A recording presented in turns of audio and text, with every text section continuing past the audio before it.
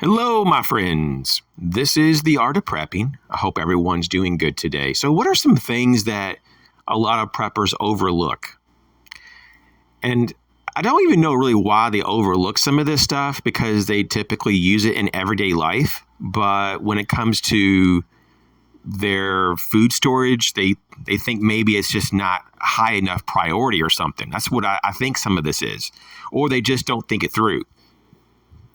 And so I just want to give you some examples of things outside of your beans and rice and your canned meats and canned vegetables for the most part, some things that do get overlooked or they're considered low priority just because, on the face of it, it doesn't sound like it's the biggest of deals. And I get that because there are some things that you just want more than others because it has the nutrition, it has the calories, it has things that you just need to live, right?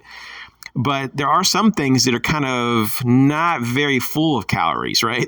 They're kind of lacking in that department, and they're not full of nutrition. But they might have something else going for it. Maybe it has a little flavor, Maybe it has a little crunch. Maybe there's some of that kind of stuff going on. And I'm not going to talk about spices or flavorings and stuff like that in this video. I'm not going to talk about chocolate because that gets talked about quite a bit, that you should definitely have some treats set back like chocolate. If you're into chocolate or whatever you're into, you should have some treats put back for morale and all that. So we know all that. But what about some of the more obvious stuff that's in our face that a lot of people just don't put back? They might have it in their immediate pantry for their everyday use. There's their, day-to-day use. But when it comes to their emergency food pantry, I don't see many people putting some of this stuff back. Like, I know some friends that actually do some of this, but the bulk of people I know actually do not. So let's just go over this real quickly.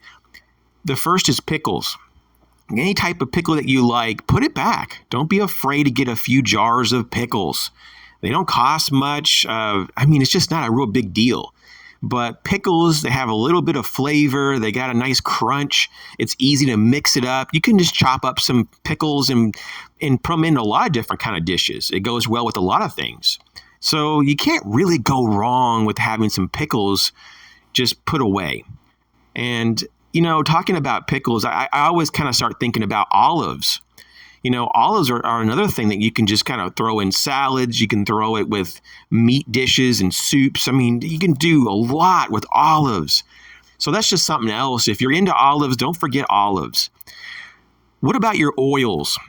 I think this is like a big problem for a lot of people because they recognize that oils, they don't really have a great shelf life. In fact, it's not good at all, most oils. And even under the most ideal conditions, it's just not the best thing to store in bulk because it can go bad and you're out of a lot of, oil, money and all that. So basically, I would say get yourself some smaller containers, and so that when you open one up, you're not going to be exposing the whole this large amount of oil to oxygen. So go with smaller containers and stay away from the inflammatory oils like, canola oil. You shouldn't probably even touch that stuff. It's, or soybean oil, all that stuff. You just stay away from that and get some healthy oil like olive oil. Now, what about sauces, dressings, and condiments? Now, this is something that some people have a little bit of this put back, like your ketchup and your mustard. Some of the dressings, if you're into ranch or whatever, I'm into honey mustard dressing. So, I got a whole bunch of that put back. But sauces, I've noticed that sauces typically are the most lacking.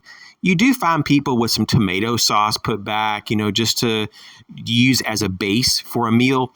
But there's a lot more different types of sauces out there than just tomato. So you might want to check into that and just be mindful of your sauces, dressings, and condiments.